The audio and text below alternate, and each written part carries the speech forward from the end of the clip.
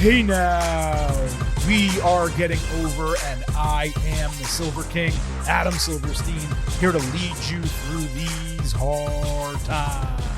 Dada, with the latest WWE edition of your favorite professional wrestling podcast. That's right, Getting Over is back once again, less than 24 hours removed from John Cena's final televised appearance, and just 1 week out from WWE Survivor Series War Games 2025. And when you combine those two factors, that means we have an absolute ton to discuss on this edition of the show. So let's get right to it. Off the top, allow the Silver King to remind you that the Getting Over Wrestling podcast is all about Defy. So please, folks, stop being marks for yourselves and go back to being a mark for me. Go back to being marks for the Silver King, Adam Silverstein, Vintage Chris Vanini, and the Getting Over Wrestling podcast in totality. Head over to Apple Podcasts and Spotify.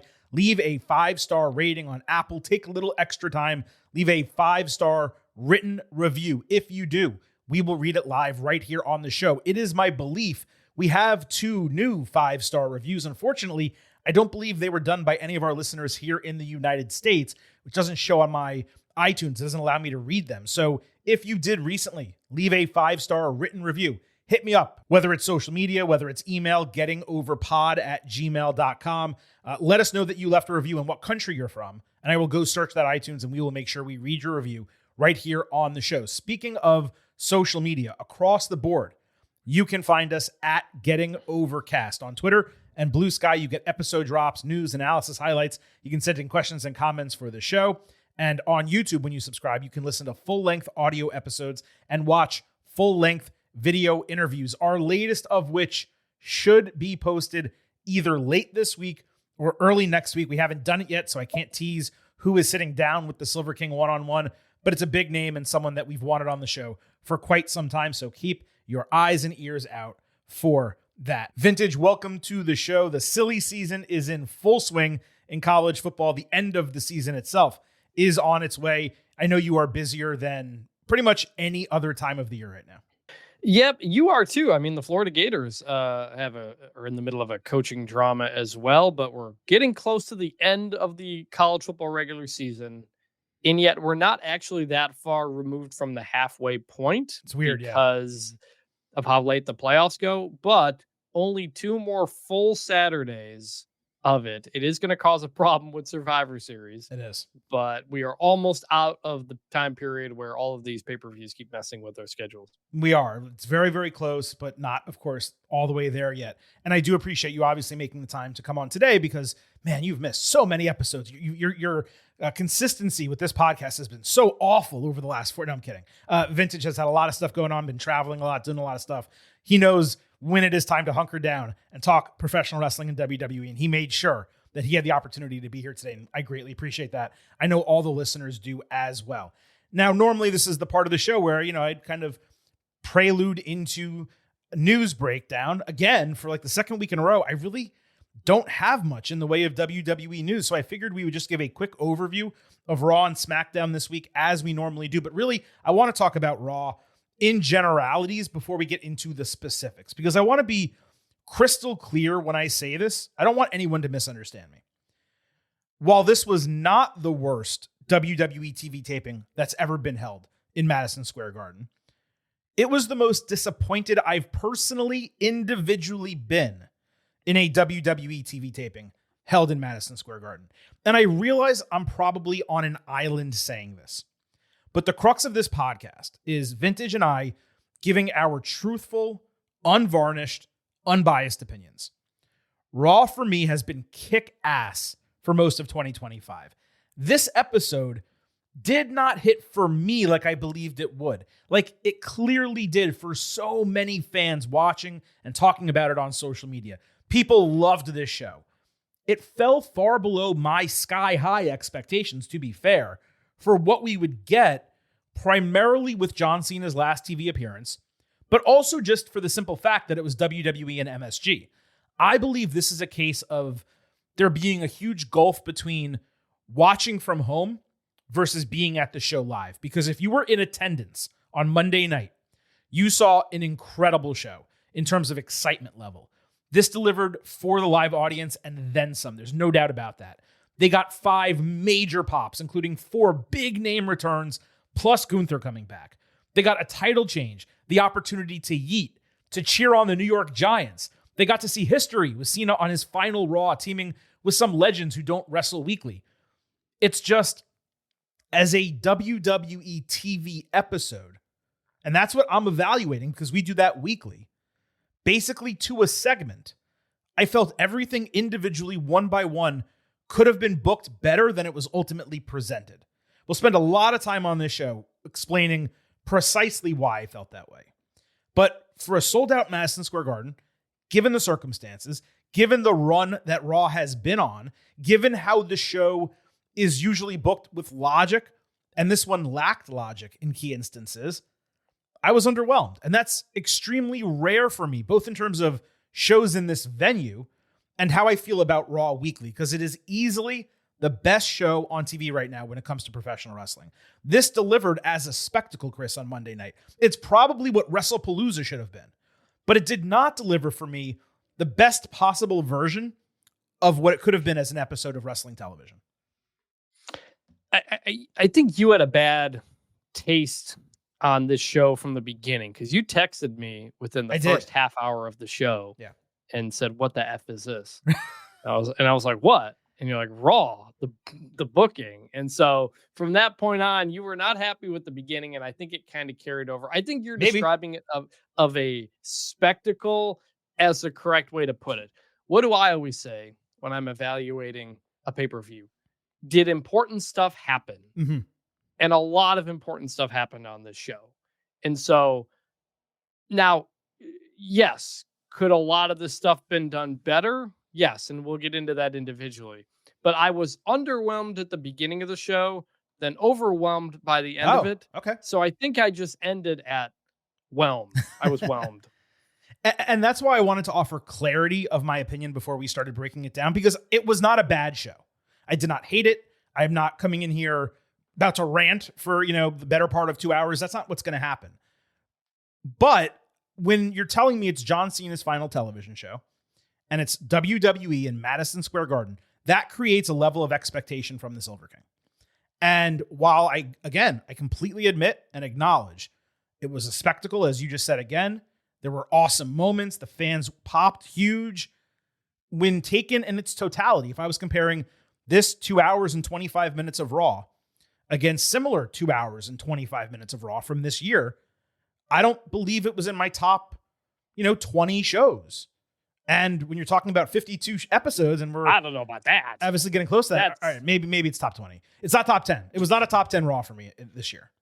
And people are talking about it like it was number 1.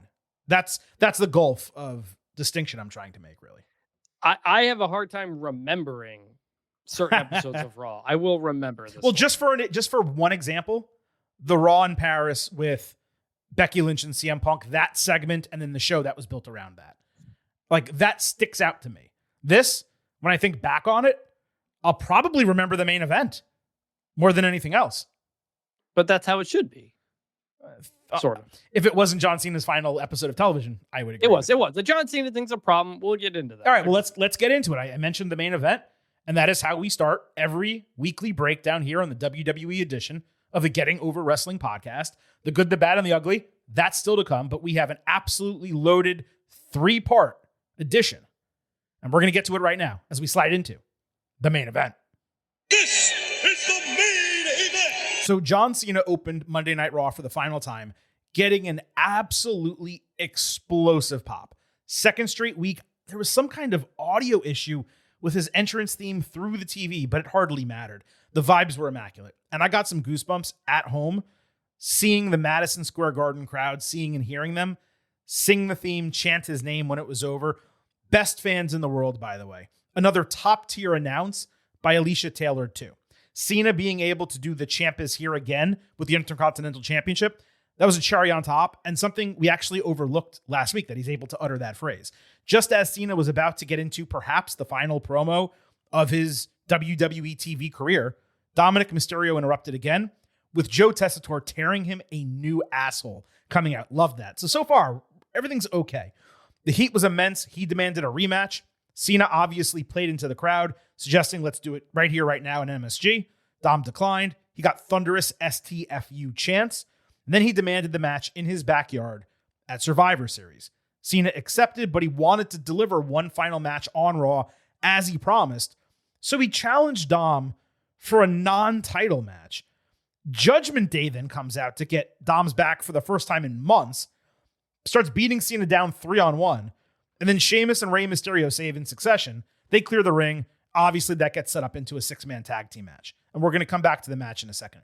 We've been talking about this for weeks now. Peaks and valleys when it comes to Cena's retirement run. Last week, with the tremendous opening segment, the Intercontinental title win, an undoubted peak. This booking, Chris, it absolutely stunned me to the point that, yes, I texted you in the first 10, 15 minutes of Raw, which we never do. We try not to talk about what's happening on TV. That way we come in blind to this show and we can hear each other's opinions for the first time. But this stunned me, not in a good way. You have the greatest wrestler of all time per WWE in his final match on TV at the world's most famous arena. And you have him in a 6-man tag against Judgment Day? Judgment Day? Look, Dominic's the future. I love Finn Balor. JD McDonough is obviously a great wrestler, underrated, in fact. But this is what you're doing with Cena in New York City?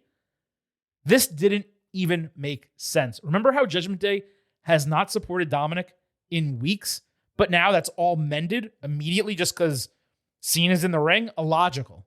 Cena had 4 appearances remaining. Tons of wrestlers that he never got to fight on this retirement run. And forget using 3 of them on Dominic, which I don't love. But one of those 4 is in a random 6-man tag. What a waste. I guess the idea is Cena puts over Dom in San Diego, passing of the torch. Cena loves Rey. It's probably meaningful for him to do that. But man, not booking the Rey Dom match in San Diego, that's insanity. But okay. But let's say, Chris, you felt you had to rematch Cena and Dom. And you're doing the Boston-San Diego home field advantage gimmick. I can at least understand and buy into that. But why also do the 6-man on Raw? Dom is getting checked off the list twice. What about all these other people you passed over across the entire year so Cena could waste away too many shows on Logan Paul and shit? As you can tell, I was massively disappointed in every part of this opening to Raw. Cena didn't get to cut a final TV promo. He didn't get to wrestle someone fresh. They announced a rematch for his penultimate bout and final PLE at Survivor Series. There was no excuse whatsoever for this. It sucked. It might have been the literal second worst part of his retirement run, besides the WrestleMania main event, when you consider the massive stage of Madison Square Garden, how heavily the show was promoted, and the historic importance of this moment for someone they're actively calling the GOAT. Yeah, it was a waste of time, really. And we went from like, oh, Cena Dominic face to face, a match last week. That's new, that's fresh, to suddenly, oh, we're gonna get it 3 times? That's way too much. Like what? Like why are we like slingshotting from these different sides of the thing? This whole thing felt like a lesser version of WrestleMania 20 when The Rock came back for WrestleMania 20 at Madison Square Garden, and what they did was they put him back with Mick Foley to do a 2-on-3 handicap tag team match against Evolution, which was Orton, Batista, and Ric Flair. And like, you're going to get The Rock back. You're going to get Cena back, Madison Square Garden, but it's going to be in a tag match. And that's it. And obviously Judgment Day is not on the level of Evolution either. So yeah, it was incredibly disappointing. I couldn't believe that. I was like, this is what we're doing. And then to that point, I was like, okay, well, maybe we'll at least get more Cena stuff throughout the show. And unless I missed something, we didn't. And there was no Cena acknowledging, no Cena talking to people involved in the tournament, no Cena with anybody backstage. It's my complaint every time, which was like, when you have Cena, put him on TV as much as you can on your show to give the rub to as many people as possible. So that was also frustrating. This also told me, which is not a surprise, but Sheamus is not winning this tournament. Right. This was his Cena moment. And assuming now we're not getting Rey Dom in San Diego, which I thought was the easy layup thing to do. So we're back to Dom Cena at Survivor Series, which you and I had originally booked. And then they came up with something better, and now we're going back to this. So the whole thing felt like a waste and sent so many things in the wrong direction. Right. It was like, oh, they're going to do this, but Ray Dom would be better. Oh, no, they're actually so smart. They're able to accomplish both. Oh, wait, no, they're just going to do the same match twice. Like, our range of emotions when it's come to Cena, Dominic, and Ray over the last 3-4 weeks has just been up and down, up and down. But you're right, though. Fast forwarding briefly, when this 6-man ended, I had the same thought as you. Okay, they're doing this early in the show. Maybe he's not going to get a singles match on the episode, but he's clearly going to interact with other people backstage. He's going to put over some of the women, some of the younger men, and give them big ups and stuff when they come back. People maybe who win some matches, things like that. And we never saw him again. And Cena and Roman Reigns, we talk about this all the time, as you said. They're on TV so infrequently. Cena now, obviously, never again. But Reigns, during pockets of the year. Why are you only using them for one segment? They should be on 3 to 4 different segments. It's okay if they're backstage. It's okay if they're 15, 20 seconds long. Yep. Use your star power. What are you doing here? How do you not put Cena and Javon Evans together? Exactly. Right. After that match. How do you not have Cena like backstage? Hey, man, look, that's how it goes sometimes, but I was really impressed by you out there. Like, why would you not do that? Have him give Javon Evans the Undertaker handshake. Exactly. Like, what are we doing? It was mind-numbing to me that they didn't do anything like that and haven't. Now look, we don't know what's going to happen with Saturday Night's Main Event, and there's NXT people and young talent that's going to be on that show, and maybe he's going to be all over that program and doing exactly what we're talking about. But here on Raw, the Javon Evans point that you just made is an incredible one. Even if we didn't see Cena otherwise, if he had done that backstage with Javon, I would have said, oh, yeah, that's cool. And obviously the surprise person, it would have been nice to get a moment between them as well. And no moment there either. So that's fast forwarding. Let's rewind back to the 6-man. So you had Cena, Sheamus, and Mysterio against Judgment Day. Cena hit 5 moves of doom on McDonough off the hot tag. JD flipped out of attitude adjustment only to take a Sheamus pump knee to the dome. Cena then took his moonsault, Balor's coup de grace, Dominic's frog splash in succession for a triple stack broken fall. The faces answered with surround sound 10 beats and a trio of signatures before hitting surround sound 5 knuckle shuffles. Massive pop for that. Ray then hit a double 619 on Finn and JD. Sheamus's bro kick knocked Balor's head off, and Cena hit his last televised AA on McDonough for the 1-2-3. Cena actually carried Ray on his back for a bit walking down the ramp. They did a celebration for fans at the higher seats at the stage. That was a really nice touch to end this. So you heard me criticize the booking. Let me praise the match. Top tier energy. Awesome moments with Sheamus and Ray there alongside Cena. Excellent selling by all of Judgment Day. Super fun TV match. I had a great time watching it. And yet, this would have been the perfect single episode booking for Cena in September or October with 6 to 8 shows left. It's what WWE used to do so frequently for Madison Square Garden holiday house shows in the past. For Cena's final Raw, with him signing off and saluting the camera at the end, I was left disappointed that this was not a more memorable, impactful moment considering it was his last time on TV. There's something to be said for nostalgia. And I guess this was a throwback, 2010 era WWE booking to a degree.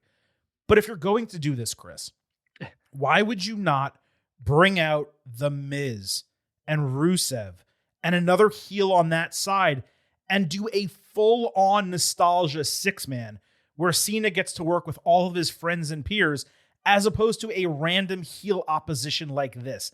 That's the same concept, but in my opinion, much more successful and meaningful. So I wish I could be as positive as I was last week. But yeah, this did not hit for me at all. I felt WWE made mistake after mistake here, not letting Cena actually speak, to rematching Dom, to booking the 6-man. 0 for 3 on the show. Yes, and a lot of this show felt like a throwback to the 2010s, which we'll get into. Sure. I thought you might have more there, but that just goes to show what I'm saying. Consider, folks, we spent like 45 minutes last week talking about Cena's penultimate Raw and far, far less time talking about his final Raw in Madison Square Garden, of all places. During the ensuing commercial break, that garbage comedian Andrew Schultz got into a shoving match with Dom, Cam Scattaboo and presumably some other Giants players. I think I saw Abdul Carter there as well. They got his back. Cam shoved JD to the ground really hard. The guys actually did a short brawl over the barricade. So despite what I said about that ass clown Schultz, who got booed every time he was shown, by the way, the stuff with the Giants was great. Scatterbo was crazy into it. If he wasn't out well into next year, I'd have thought they might actually bubble something up for a future date. But Cam Scatterbo in WWE, it just makes sense if you know anything about this kid from college. Also, I covered the Big 12 championship game last year where he was named the Big 12 championship MVP and given a WWE Big 12 belt from Sami Zayn and Jey Uso. So, and he totally leaned into it, getting the belt at that time. So I'm not at all surprised. Cam Scattaboo was great in this moment. I would have been a little nervous if I was a Giants fan about him already being injured and like kind of getting into a little pro wrestling scuffle. You never know. Yeah. Fact of the matter is, like, I don't know if anyone knows what his injury was. He completely dislocated his ankle. So it like turned backwards. He was in a boot. There's nothing you can do. Like, I don't know what would have to happen for him to re-injure himself or further injure himself. That's a hard ass boot and it's huge. And he was just kind of standing there. So I understood why some people were like hesitant when they saw this happen. But I mean, it was just, I don't know what could have happened. He could have got cut on his head, maybe from a nail. Like that would have been the most, Anyway, let's move to the last time is now tournament, 4 matches across SmackDown and Raw. Just to kind of remind, Sheamus and Rusev qualified on Raw last week. I am loving the logo and the gold branding around these matches. I forgot to mention that. R-Truth again begged Nick Aldis to take and be gentle with his balls for the lottery. He ultimately handed them to Chelsea Green, which was kind of fun. And the final 4 wrestlers chosen on SmackDown wrestling this coming Friday are Carmelo Hayes, Bronson Reed in one match, Penta and Finn Balor in the other. No issue with any of the 4, but we do have all 16 names announced, Chris. And Silver King did the math, as I promised I would. The average age of this tournament bracket, do you want to guess what it is? 37. 39.4. Oof. That's the average age of 16 competitors. The median is 40. Only 3 of 16 are under the age of 37. And that's the last time is now tournament. So let's go ahead and go match by match here from SmackDown to Raw. Jey Uso against The Miz, round 1 on SmackDown. Miz got some heat, cutting off Jay's encore yeet attempt. He had a draping code breaker out of the corner plus a spike DDT. Uso both of them extremely well. Miz then snuffed out a Jay Hope spot with 5 moves of doom, countered Jay into a skull-crushing finale false finish. Miz then tried an avalanche version, but Jay put him on his shoulders, dropped him across the top turnbuckle. I don't know if this was planned. If it wasn't, he should start doing that move. Then he added a spear in the Uso splash to win. This was the 3rd match of the tournament. Shockingly, the best of the 3 at the time it ended. Miz got a better bout out of Jay last Friday than CM Punk or Gunther at WrestleMania were able to. The dude is a sneaky worker, and we say this all the time, but he needs a lot more respect on his name. This was expertly wrestled. It also included the first new, personally unique move, I think, that Jay's broken out in quite some time. Everything else he's done has been a derivative of someone else. Admittedly, I was rooting for Miz to win, not out of any hate for Jay. I just wanted someone with Cena ties to advance further in the tournament. But anyone watching knew Jay would win, so WWE made it as palatable as they possibly could, letting Miz get his stuff in. Plus, you can't have only people with Cena ties advance, otherwise every match would be predictable. I'd have preferred Miz over Rusev, apples to apples, simply because the promos would have been better, but I was fine with Jay winning this. Yeah, this was fine. Ultimately, I think the expected result. Good match. Miz never has like a bad match. No, never. Like he may not have amazing matches, but his floor is very high, and it always has been. And him and Jay, guys who came up in the the WWE style, it clicked, it worked. So ultimately, good. We had LA Knight against Zack Ryder, round 1 on SmackDown. Ryder, of course, was the first mystery opponent. Moderate pop, certainly not as loud as I expected, but anyone who believed the crowd would go apeshit for him was kidding themselves. He was there as Zack, not Matt Cardona, despite literally wrestling as Cardona in NXT 2 weeks ago. Corey Graves put over his independent work over the last 5 years as he made his first WWE main roster appearance in 2,076 days since March 2020. This was such a 1990s WWF coded match. Two muscular white dudes with short hair in bright colored tights. Bro versus bro. Ryder was heavily on top early until Knight hit an inverted DDT. Zach avoided the jump-up elbow drop, hitting Rough Rider coming back for a false finish. Then he countered blunt force trauma, but Knight caught him flying off the ropes for a powerbomb, hitting BFT coming back to advance. Out of all the TNA wrestling names we named, I don't remember if we put Cardona on the list when really it should have been obvious, especially with this show in New York, even if it was upstate in Albany. He's obviously had no chance of advancing, not under contract with WWE, not being a top star or a former world champion. But it was still a nice surprise to see him there, given his history with Cena. In terms of him being Ryder over Cardona, it was likely done for three main reasons. Primarily the fact that the WWE casual audience is far more familiar with Zack Ryder than Matt Cardona. Perhaps some type of rights issue. Definitely the fact that he was losing the match, and it's better for Zack Ryder to lose on WWE than Matt Cardona to lose. Either way, a hard-hitting match in which Ryder went toe-to-toe with Knight. He got a solid false finish on him despite taking the L. A stronger set of matches, these two on SmackDown, than Raw last week when it came to interest and crowd reaction. Sheamus and Shinsuke Nakamura was a banger, but these two matches on SmackDown, they impressed me more.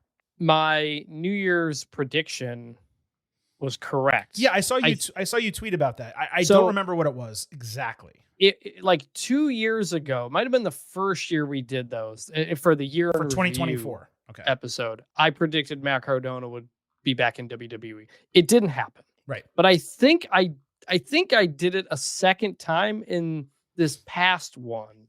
Maybe I didn't. But either way, a prediction I made at some point eventually came true. Yeah. And that was that Cardona would be back. He's obviously married to Chelsea Green. Of course. So he's had a lot of, indirect connections with WWE. He makes the appearance in NXT and got some pretty good reactions there with a crowd that does know him and know him as Matt Cardona. So it's funny, makes the jump over. And actually, not only did Corey hype up his, what he's done on the independents, but Cole also joked that he had made an appearance on NXT where he was called something else, I think is the word that Cole said. Yeah, so they really got deep into like trying to clarify what his deal has been recently and really like kept stepping over each other trying to do it basically. No, like Cole just said it like a funny way of like, all right, he's in NXT, but we know he's Matt Cardona, but you probably don't know it. So I don't want to explain this. He's Zack Ryder. He's back. Right. And in hindsight, him and LA Knight made perfect sense to do that. So I'm someone who's watched a lot of Matt Cardona's YouTube channel, and he's always said on there, like, his whole character is like, Zack Ryder's dead. Zack Ryder's never coming back. I won't sign Zack Ryder's stuff, yada, yada. So then this happens. I'm curious how he's going to kind of talk about that. He also, him and WWE put out a short video with him after of him just talking about how much it meant to come back and be here. And he doesn't know what his future holds, but it meant a lot. And then LA Knight comes up to him and says, I don't know if this is welcome back or not, but got one thing to say to you. Yeah. And then walked off. So kind of a cool moment there. Got big social video view numbers as well. So right guy winning in LA Knight. Fun. It's a fun return. Like there's not many returns you can do nowadays because everybody's returned. But this one got me. I was watching this in the vet emergency room Friday night. Oof. Everything's fine. Everybody knows the fence post that my wife ran into and broke her face. Yeah, the hard way she took on the fence post. Yeah, that same fence post cut our dog open the hard way too because there was a little screw sticking out of the side of it and unbelievable. Cut her, but she's good. Everything's all right. Good. So I was watching it, and when Zack Ryder, when the woo woo woo hits, I like literally said out loud, I was like, "Oh, hey!" So like, got a reaction out of me. Success. Nice. Solid match. Good. Were you a Zack Ryder fan? So like, I was out of wrestling when he made his internet champion deal. Yeah. I came in like right toward the tail end of that, and he was back on the way down. I found his YouTube stuff and all that stuff interesting. Like he kind of did, like he kind of did some of that stuff really before like the Elite did and all that. Absolutely. And stuff. And was really kind of ahead on that. I have followed a lot of his independent stuff. I find that the way his mind works from the business perspective, like just super interesting when he talks. So I had caught up on the Zack Ryder stuff after the fact when I got back into wrestling, and remember reading at the time how the kind of dumping of his character really demoralized the locker room. Mhm.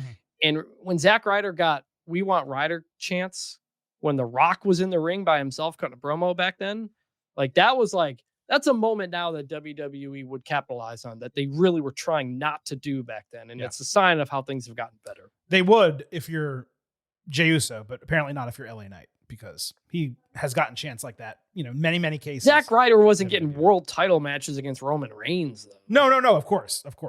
He did win the Intercontinental Championship at WrestleMania for 24 hours, but that was which only happened because there were so many injuries that year too. Right. Yeah. I was never a Zack Ryder guy necessarily. I similarly missed like the internet champion era and only caught up on it on the back end. There were a couple of years where I didn't watch WWE, and I retroactively had to go back and watch and learn about what happened during that time. And that was really when he was at his height. And so, I saw him. I was watching fully when he won the IC title, but just there was that period of time where I didn't grow up with, suddenly liking him because he got himself over, but I certainly respected it. And I'm glad he got this opportunity. I know he really wanted to make a couple WWE appearances while still doing the independent run. And guess what? He got him. He got NXT and he got the main roster. So good for him. Moving over to Raw, we had 2 more matches in round 1. Solo Sikoa against the other surprise, Dolph Ziggler.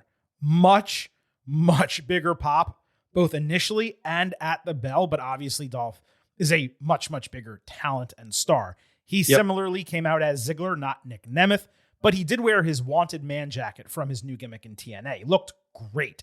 Obviously, we projected him as a top-tier option for weeks, considering the TNA relationship, and they paid it off. At the bell, I was bothered that he wasn't fighting an opponent to put on like more of a showcase match, but I also held out hope that because of that, he'd actually win. Ziggler dominated the early offense with Sikoa taking over during the break. Blonde Ambition and Spinning Solo were exchanged before Ziggler avoided the Samoan spike, hit a zigzag out of the corner for a 2.9 false finish. Every single person in Madison Square Garden wanted Dolph Ziggler to win this match. I just want to be very clear about that. Sikoa prevented a second zigzag hit Samoan spike, got the win. Great match. Clearly, for the Silver King, the wrong result. Please, someone tell me why a 2-time world champion in WWE returning to a massive ovation in Madison Square Garden cannot beat Solo Sikoa, of all people. Heaven forbid a TNA contracted guy win one match on the main roster. I'm not saying that this guy needed to go to the semifinals or finals. Let him go to the second round. It would have made the tournament so much more interesting and unpredictable if he went through, because wait, if they're putting Dolph over one guy, what if they actually let him go in the semifinals? Or what if he actually goes to the final? Because don't forget, what is Dolph Ziggler? Arguably the best seller in professional wrestling. And that's someone you want in a tournament to sell for other people and make them look great. Instead, it was standard operating procedure, the most boring decision possible. But again, the match was hot. The crowd was on fire. It was the best non-Cena part of the first 90 minutes of Raw. And it was great to see Dolph back. They just made the wrong call on the booking in terms of what I believe. So like I said, and this is how it's going to play out throughout the remainder of this episode, this was something that if it was in the good, the bad, and the ugly, I would give it a good. But was it perfect? Was it booked to the utmost level of success that it could have reached? It was not. So while I wasn't a Zack Ryder guy when during that time, I was a Dolph Ziggler guy. That was when I got back into wrestling, and I was like, man, this Dolph Ziggler guy is awesome. He should get pushed more. Why don't they do more with him? Yada, yada, yada. And he cashes in Money in the Bank and wins the world title over Alberto Del Rio the night after Mania at in New Jersey. So like right across the river from where he makes his return here. So he has a history in that area. His theme, still a banger. I think it's Downstate that does that. I love that. I love that song. I didn't love Wade Barrett like immediately kind of yelling as soon as his music hit. I would have either preferred nobody talk, or because the crowd reaction was huge, or Tessitore be the one to say something. But Wade and Ziggler are friends and all that stuff. I get it. Here's the thing though.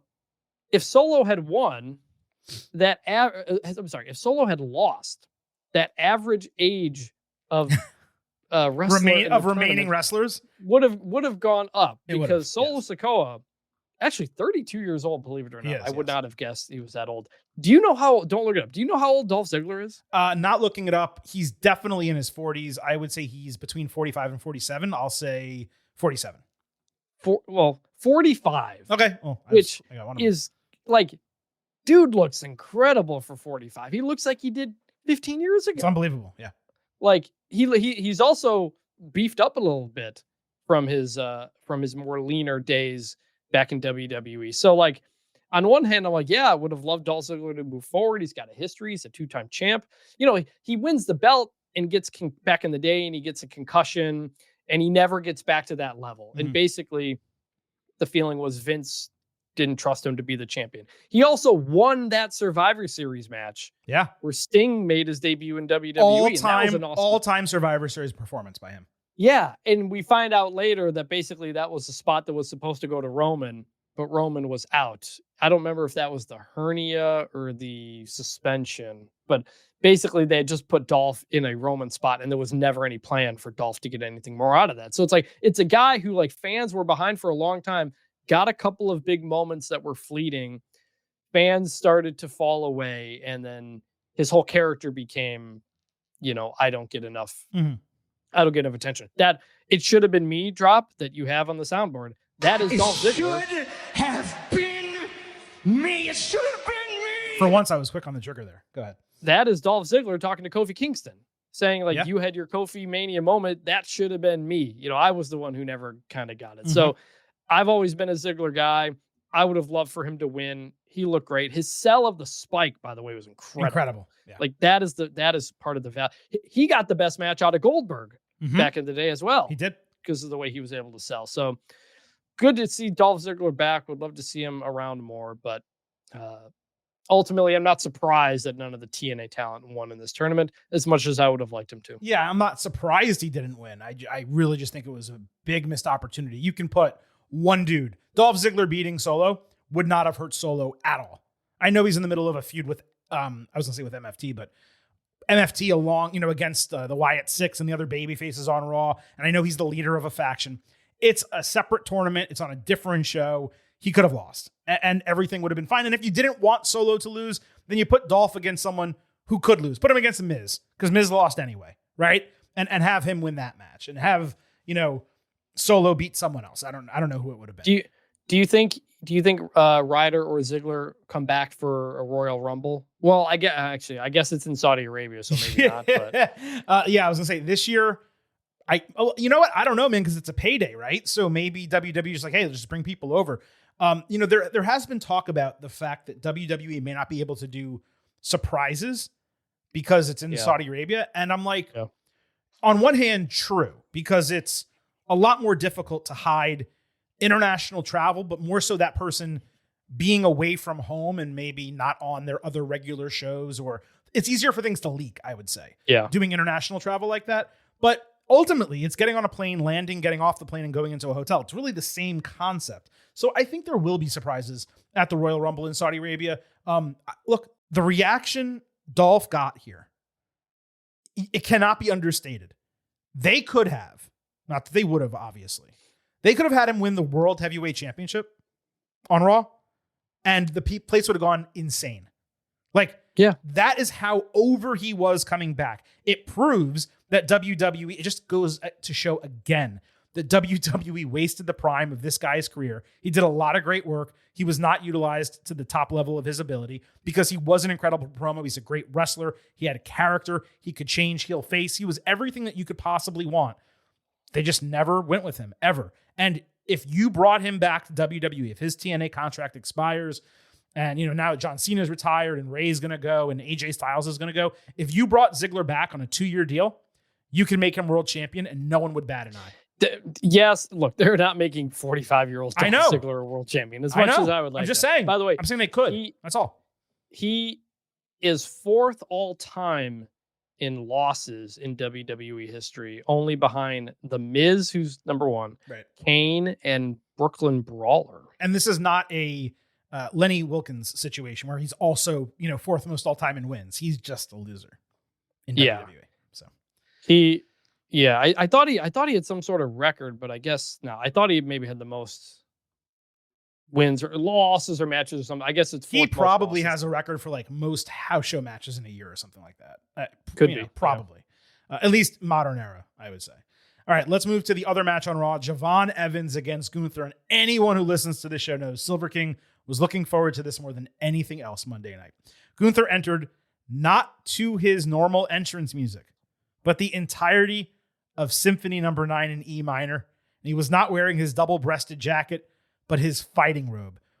I don't know if these were one-offs for MSG or not, Chris. I hope they're not. But this was a great touch.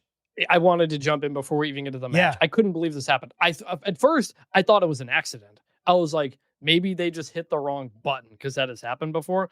But they played it later too, so it wasn't. Yeah. So like I was so the name change from Walter to Gunther didn't bother me as much.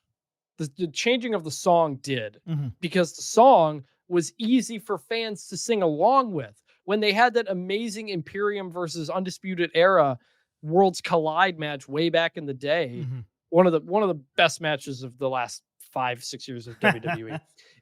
The fans like sung the song. Yeah.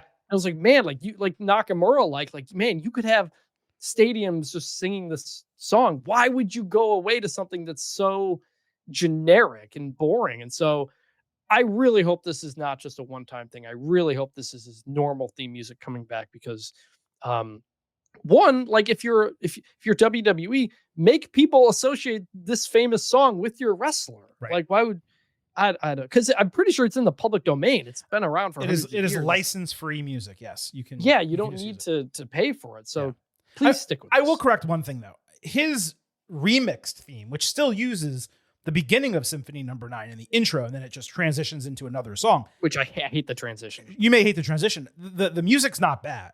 It's not great by any means. It's definitely worse comparatively to just Symphony No. 9 in totality.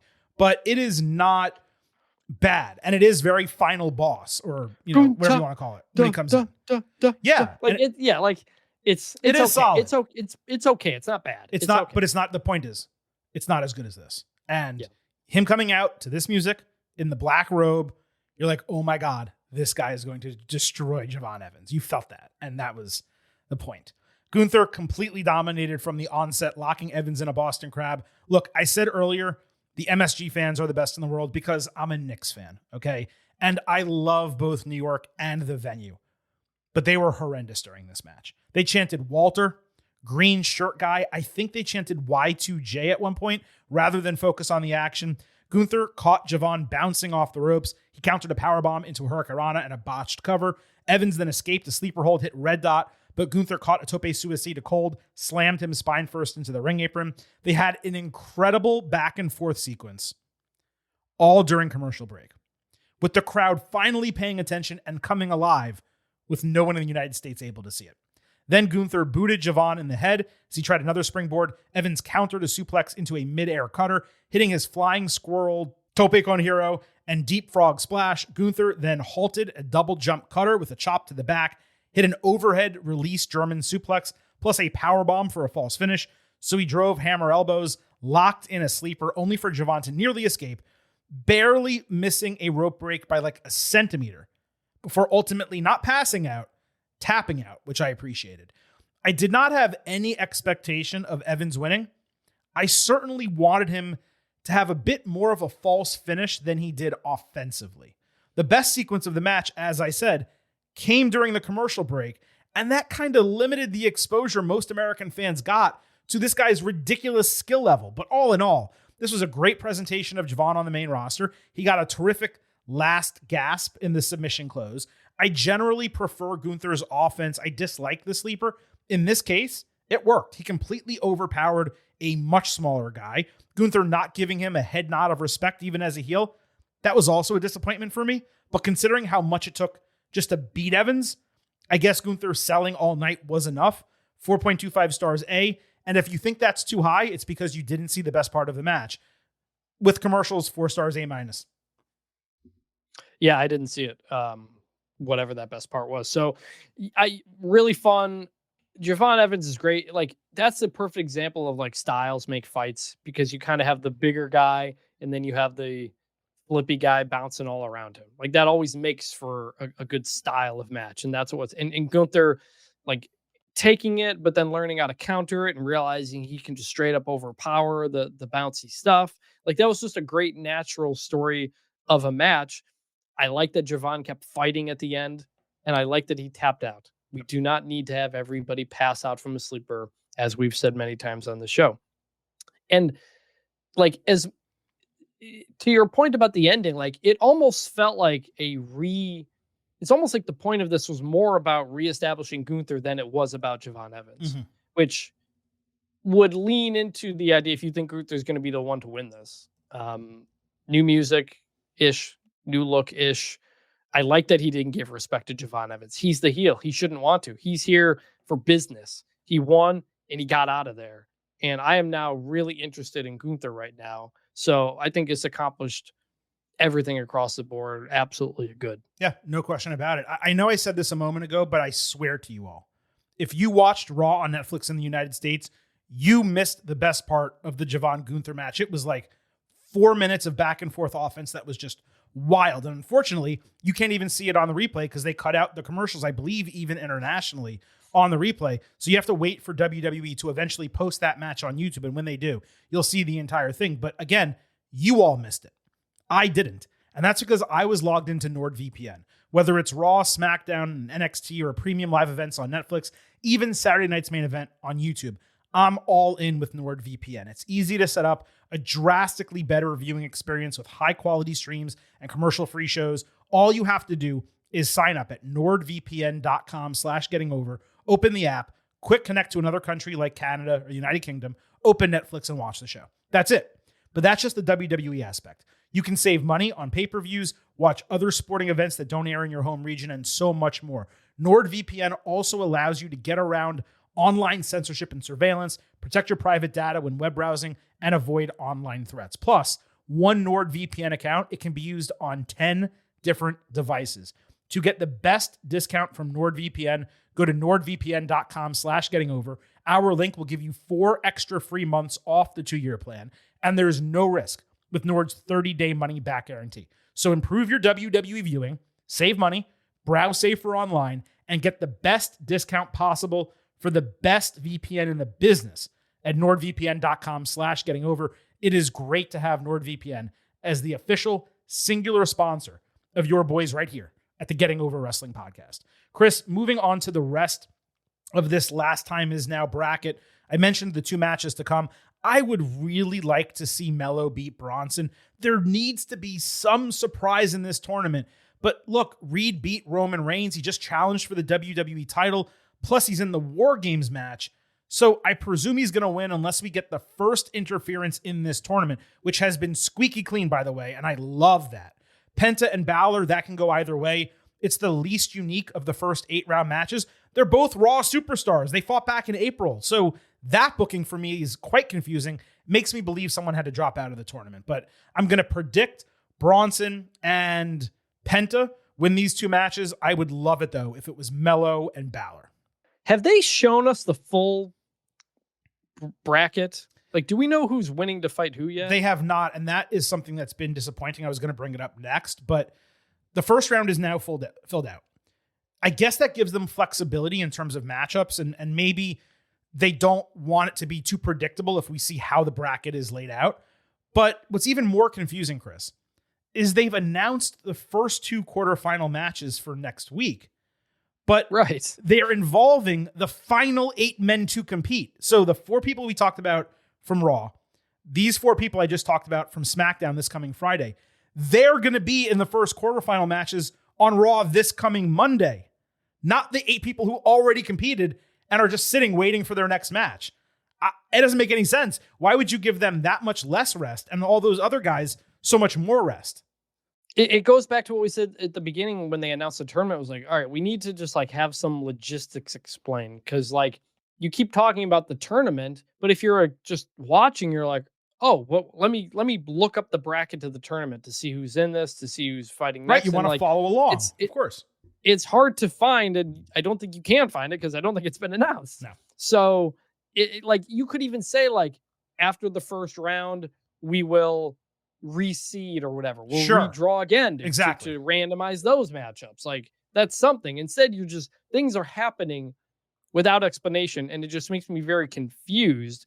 And I am after the big time fun we had with this tournament, the last two shows that we're talking about here, I am suddenly like not as interested in the future rounds because the surprise opponents was interesting. Javon Evans was interesting, but now we know we're just back to the normal WWE people. And when you look at this list, it's not that interesting. No, Like, it's not. Sheamus, Rusev, Jey Uso, LA Knight, Gunther, Solo, and then two of the four that are still there. Like, none of that is like, oh man, you're not like, oh man, I really want it to be this person, other than me wanting it to be LA Knight because I love LA Knight. Mm-hmm. But like, I'm not like, oh man, what if it's this? What if it's that? It's kind of like, you could book these matches without the tournament and it wouldn't make a difference. That's why I'm saying if they had organized this a little bit different and you had Dolph Ziggler and Javon Evans advance, let's just say, not past Gunther, but Javon advances, he beats The Miz or whatever the case, right? And Jay doesn't even need to be in this at all, by the way, right? So have Javon over Miz, have someone else lose to Gunther, Solo Sikoa, let's say, and then have Dolph Ziggler beat Carmelo Hayes, although that's not ideally what I'm looking for. I'm just giving you an example. But if you do that all of a sudden, then you're like, oh, wow, like Javon is going to fight Rusev. He could beat Rusev. He's not that protected. Like, that's possible. And all of a sudden, these options are out there. Now, in terms of these quarterfinal matches, it's going to be Gunther against Bronson Reed or Carmelo Hayes. For me, that's actually a win-win, because if it's Melo, then that's Gunther getting the opportunity to work with Javon and Melo. That's great. And if it's Bronson Reed, Oh, we got two big meaty men bumping me tonight. and then the other match that's been announced is Solo Sikoa against either Penta or Finn Balor, which to me is a shrug. Like, if it's Penta, Penta will win. If it's Balor, I guess Sikoa will win because Finn Balor doesn't win anything. And then I don't know what the other matches are. They haven't solidified it yet, but it might be Rusev, Jey Uso, which is a shrug. Sheamus, LA Knight, interesting, but Could be Sheamus Rusev again, which we just saw. then Jey Uso, LA Knight, which would be interesting because but then that's Raw matchup we've seen, and those are two Raw matchups that we see regularly. Yeah, and it's going to be four Raw people fighting each other on SmackDown anyway, and it's just like, that's the frustration here. They had such a great opportunity to do something special with some surprises and upsets and really make this intriguing, and they haven't. It's just matches. That takes us out of the John Cena portion of our main event. So let's move to War Games. We'll start with the men. We'll hit the women as well. All of this with the good, the bad, and the ugly still on the way. Paul Heyman with Bronson Reed and a contract in his hand were waiting outside Aldis's office on SmackDown. Aldis called security on them, gave Heyman a couple minutes to explain that he understood he could take any talent he wanted across any WWE brand for their team. Cody Rhodes came through, got in his face, saying he was getting his friends' backs Monday, and the Vision does not have business on the show. That led to Reed getting in his face, Rhodes deciding he wanted to fight him, Heyman goading him into putting the WWE Championship on the line, and Aldis making the match at Cody's insistence. This actually reminds me to make a correction from last week. I said the Cody-Aleister Black match was for the WWE title. It was not. Doesn't change my opinion on how they didn't deliver on the opening segment last week, but I digress. I'm not a huge fan of sudden world championship level matches on TV that are not directly earned or booked in advance. These four titles should be way too important to just give opportunities away on sudden notice. That said, Reed has been the most deserving number one contender for a world title who has yet to get a match in months. The dude has not only taken out one main eventer after another, he literally beat Roman Reigns. So a deserving challenger, absolutely, even if the quick twitch booking was not for me. The Heyman Aldis part of this suggested that the Vision would be plucking someone not regularly on TV for their War Games team. The person who made the most sense to me when he was saying this was Brock Lesnar, just considering the knowing look they gave each other the last time he was on TV. I go, oh, we're going to get Lesnar to end SmackDown. So that was my thought coming out of this opening segment. Better than many we've gotten recently on SmackDown. Obviously, this was backstage, not in the ring. At the same time, holes in it that were pretty easy to poke. I will say, I think it is actually becoming consistent now that any kind of heel can goad Cody into a title match. It is. Like, yes. I have complained about that, but it's happened enough now where that is like, well, at least it's consistent, and Cody is being consistent as a character in that point. And my one thought was like, that happens. Braun Breaker's not there. Is Braun Breaker like pissed when he finds out about this? Like, wait a minute, like you're getting a title shot. All you had to go do is, Paul, why didn't you tell me to do this? Like I wondered if there could be some sort of like friction there between them. So, because it was just the two of them. So I was like, this is booked. You know how it's going to end. Right. But I was like, okay. That actually bothered me, the knowing how it's going to end part, because for it to end the way it did, which we'll talk about in a second, it didn't need to be a title match. So why would you take the, what's the word I'm looking for? Credibility and deservingness, which is not a word, of Bronson Reed as a number one contender and kind of throw it away on SmackDown? They just said, oh, you get a match, and we're going to not care about the fact that you have a title match. Unless you come back to it, which they probably won't. Right. The Usos backstage told Cody they got his back if shenanigans go down in the main event, with Jimmy Uso further informing him that CM Punk gave him a spot on the babyface side. What a lackluster announcement to just throw that away backstage and not build up to it, such as having Jimmy tell Jay he wants to get involved and then going from there when Jay says, hey man, this is our battle, not yours, whatever the case might be. Another example, we've talked about this for 3 weeks now, of WWE seemingly just throwing out all the character development they had successfully and interestingly built around Jay. I don't get it. I'm sorry. I don't get it. And another War Games thing happening backstage. I mean, they announced the War Games match backstage a week ago. Right. I forgot about that. So the main event was the WWE Championship, Rhodes against Reed. Nothing like starting a world title match with like 13 minutes remaining in a show, so you know nothing was going to happen. Reed hit Jagged Edge with Michael Cole missing the move name first. Even worse was the move's execution, with Cody not landing properly. Reed missed a tsunami coming back before Rhodes hit a top rope Cody cutter for a false finish. Rhodes then dodged him, running into the timekeeper's area, only for Braun Breaker to catch him with a flying shoulder tackle. Logan Paul then beat him down too. The Usos obviously saved. They landed 1D on Logan before putting him on a table. As they were aiming for the stereo Uso splash, Drew McIntyre ran in and prevented it. That led Aldis out to scream in Heyman's face, with Heyman reminding that anyone from the roster was eligible, as Aldis said. Breaker then speared Jay through a prop table. His effing head speared him. Not his shoulder, not his arm. He speared him with his head through a table. Then McIntyre murked Rhodes with a Claymore. He literally stepped on Cody as Reed landed tsunami. Heyman then handed McIntyre the contract to sign, as Cole confirmed it will indeed be 5-on-5. There is a slot remaining on both sides. Second straight week where the Cody match was completely worthless with a DQ finish. You knew it would be the second it was booked. And then again, when you saw the time remaining in the show, it's the continuation of SmackDown's lacking creative, and it's the reason this should not have been a title match. That was entirely irrelevant and actually made the booking worse, because the Vision cost their guy a potential title win. Now you could say Silver King, well, they're heels. The entire setup was to lure Cody into a false sense of security. And I'd say, okay, that's cool. It still didn't need to be a title match. It could have just been a one-on-one match. The McIntyre return joining this team, I got to tell you though, that was hot. It was the best reaction Drew's received in months. It was probably the most dominant he's appeared in that time as well. Factoring McIntyre into this match, it's telling when it comes to like his continued feud with Rhodes. They're not ending it after War Games. And Cody's willingness to wrestle and defend his title on a whim, like you called out, that should come to a head in their fourth and presumably final match if and when Drew wins the championship. There's also his natural partnership with Logan from the Jelly Roll stuff. You'll remember they worked together well then. So it's logical, not only from the standpoint of his hatred of Cody and the Usos and obviously Punk, but he actually does have a relationship with Logan Paul. We're getting McIntyre and Punk back together inside a cage structure. Heyman's comments earlier in the show were a bit of a swerve. Drew's suspension didn't exactly fit into what he was saying in terms of having his pick of the roster. And there was a cliffhanger in terms of how Aldis was going to deal with him coming out of the match. It does feel to me like they're building McIntyre into a much stronger, much more detestable heel by juxtaposing him with authority, aligning him with Heyman, and having him go after the top 3 baby faces in the entire company, all inside of 2 weeks. So while this match was a huge eye roll, overall, This main event of SmackDown was super successful. It extended the story.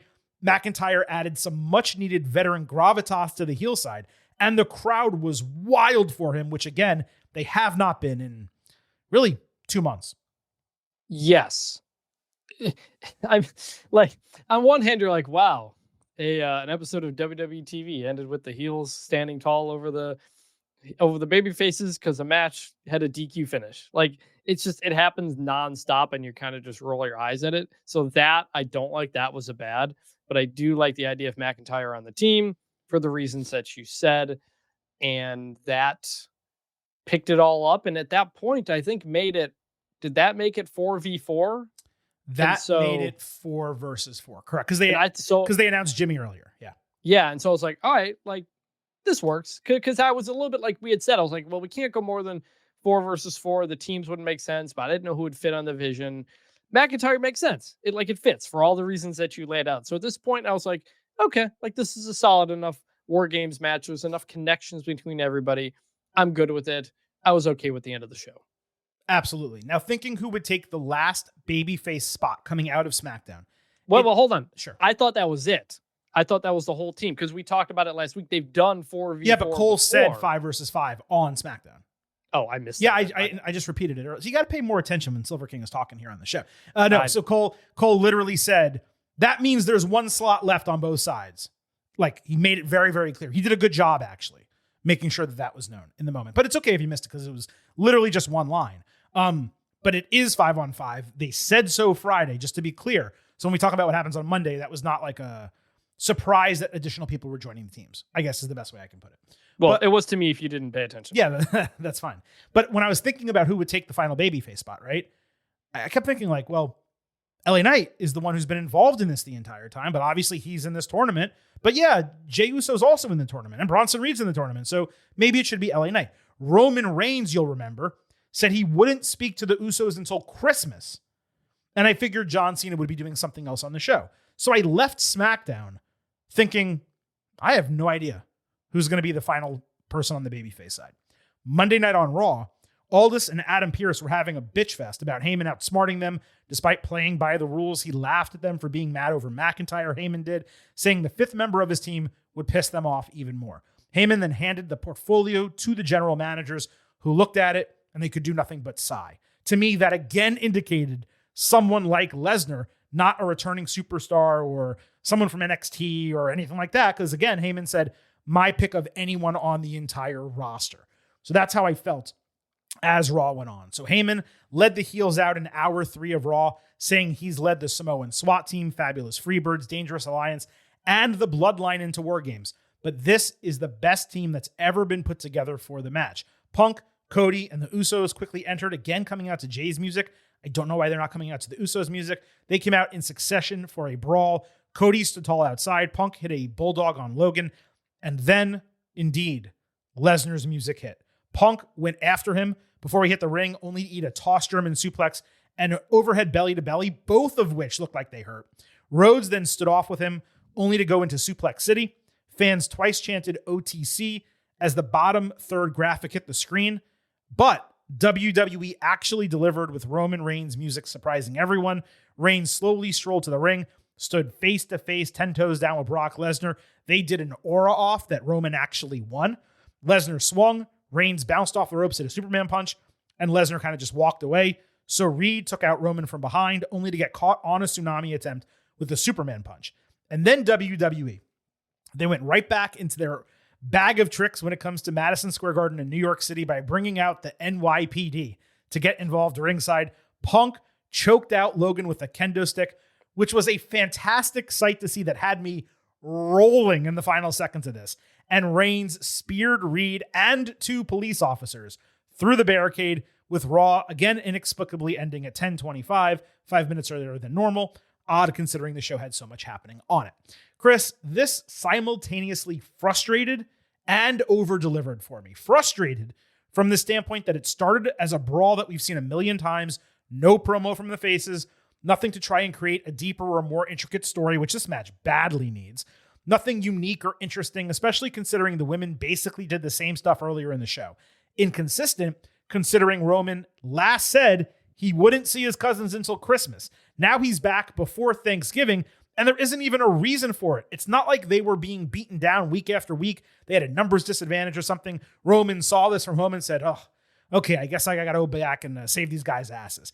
He just came back. Now, it over-delivered from the standpoint that there was a double return in the main event, capped by Roman looking rather incredible the way he was moving around.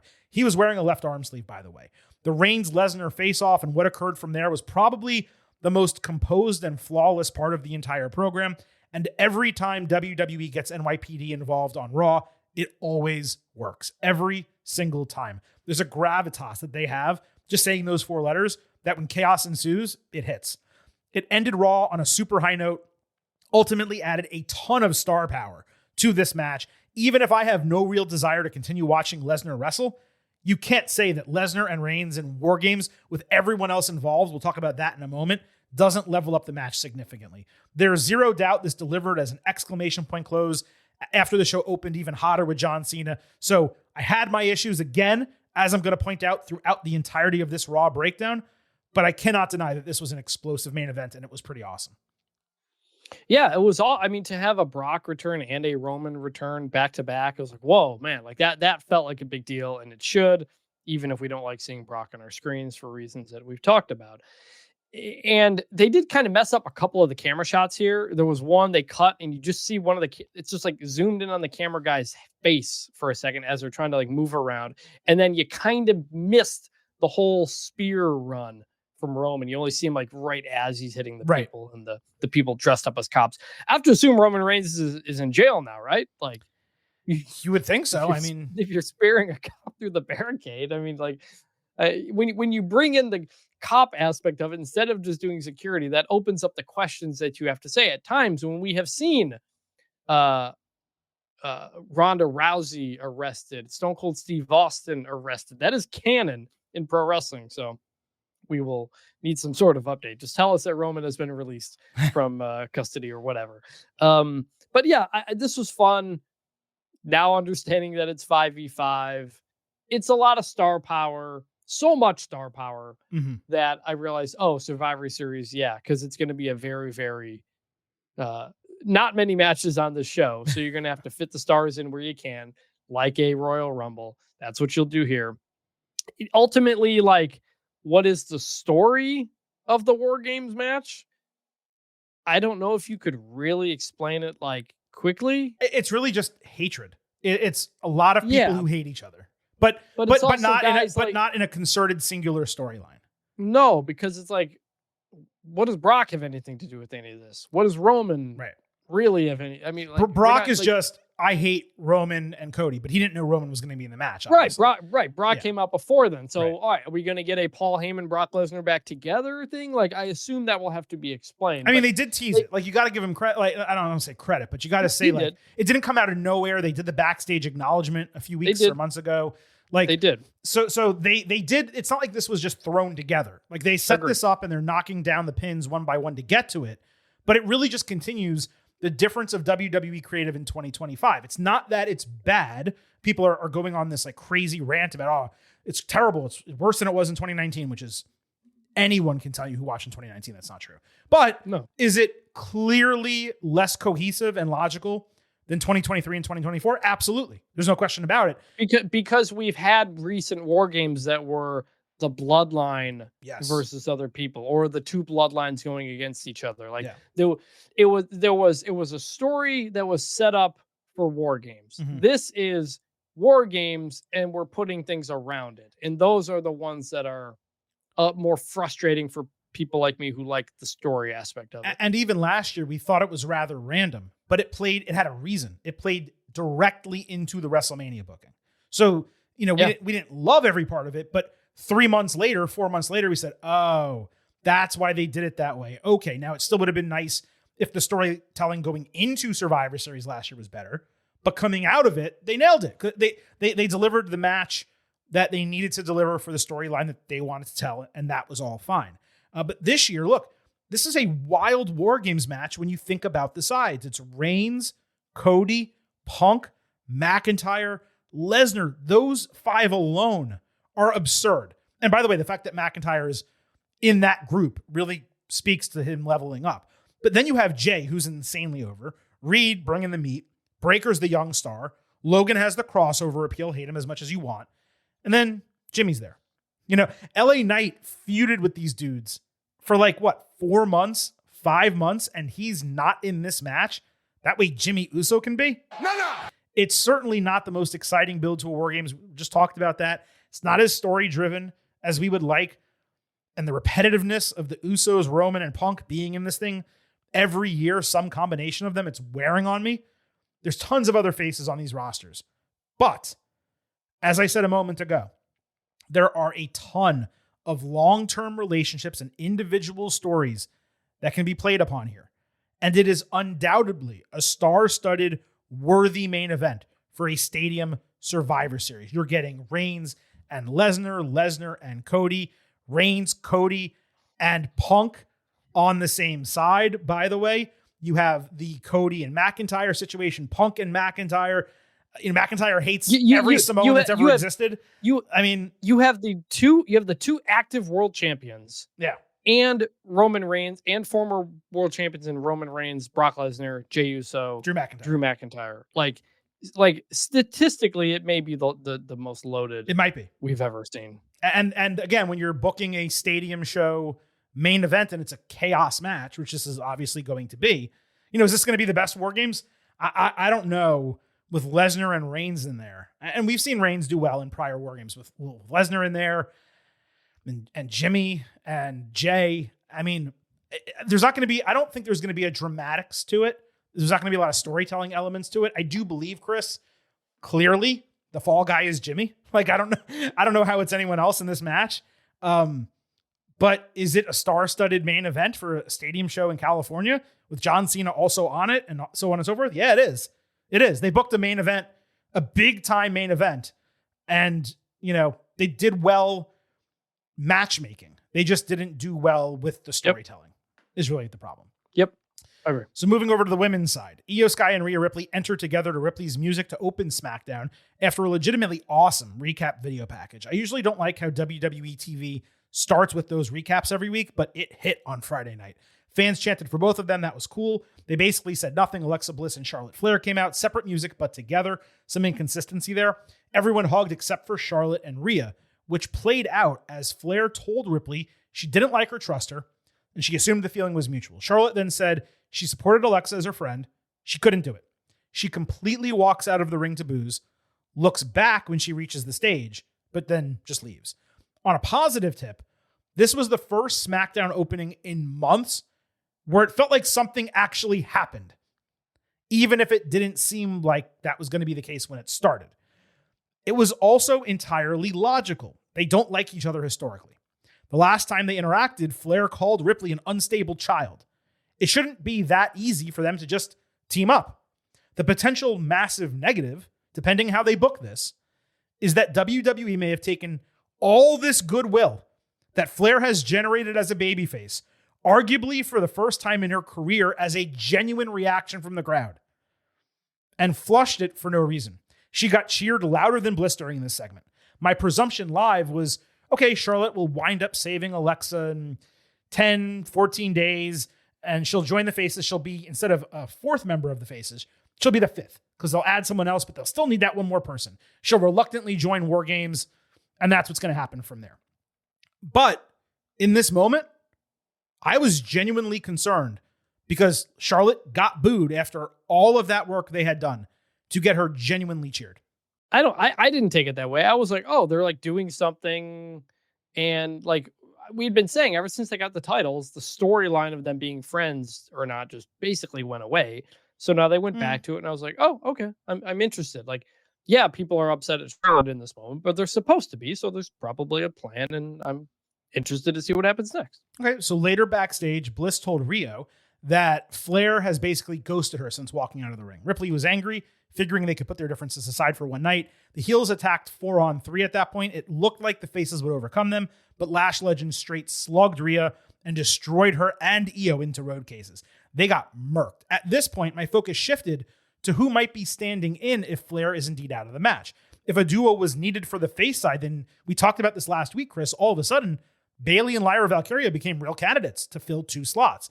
You'll remember that is what we talked about. They'd have to take someone out of the face side to get both of them in. And that would improve the bell-to-bell quality of the match. Of course, it would diminish the star power. But beyond that projection, this segment worked quite well.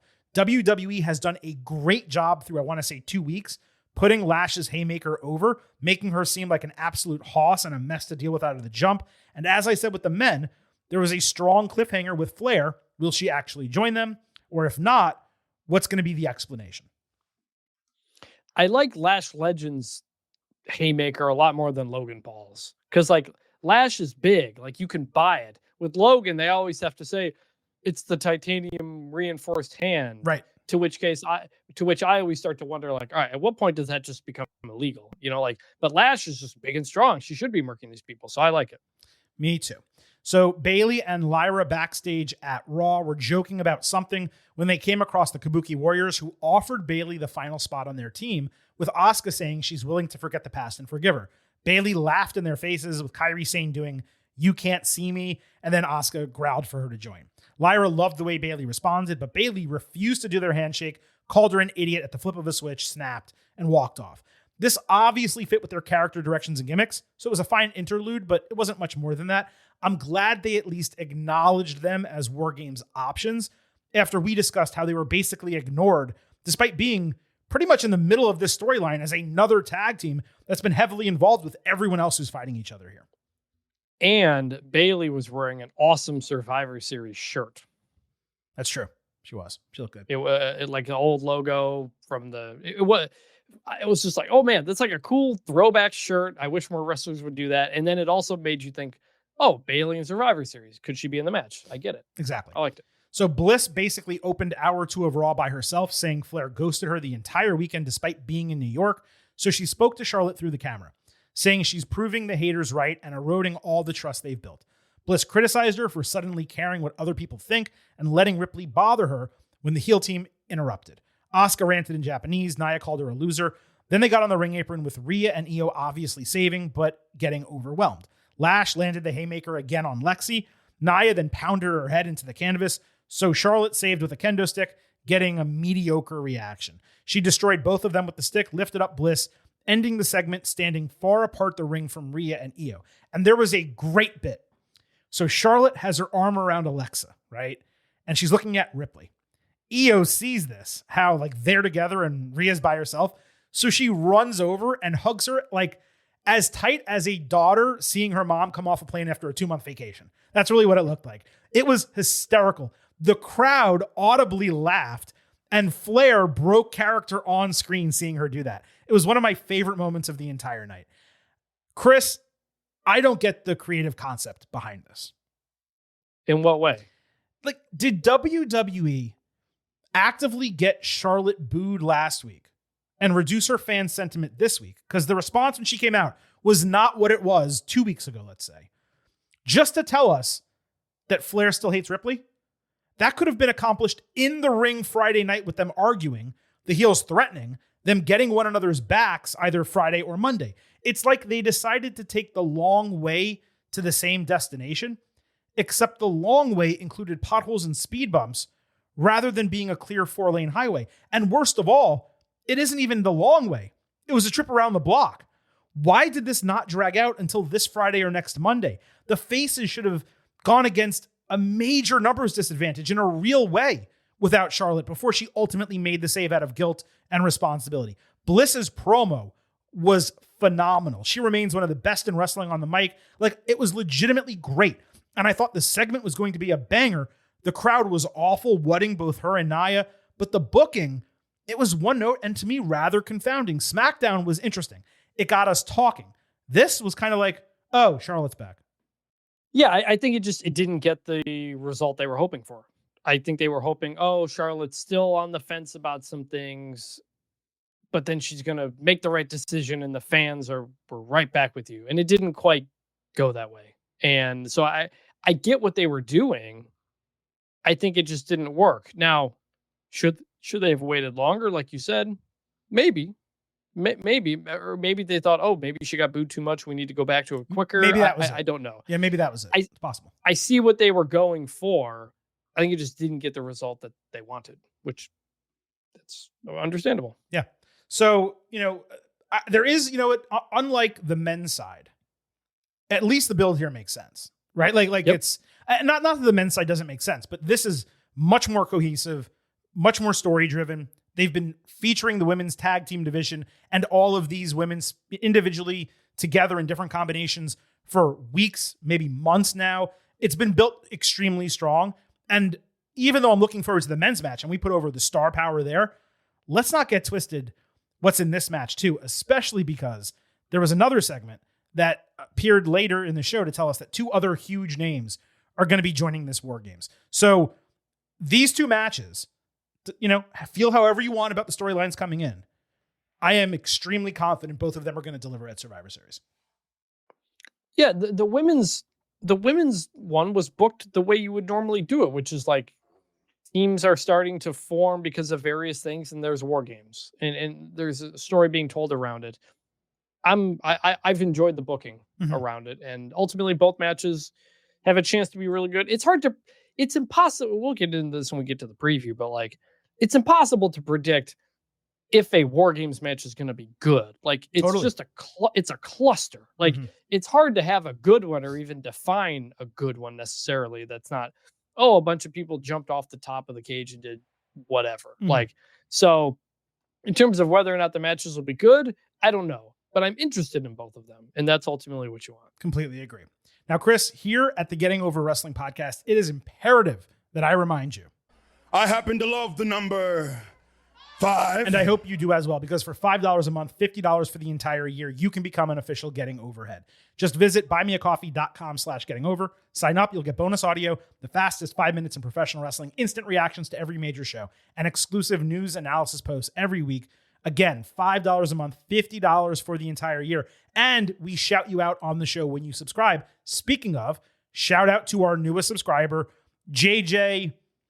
His last name also begins with a J, and we don't say full names here. We appreciate you signing up. You didn't leave a comment or question or anything, but you're a new year-long member, our latest. We greatly appreciate your support, and we acknowledge you. Acknowledge. Big acknowledgement right there. Acknowledge.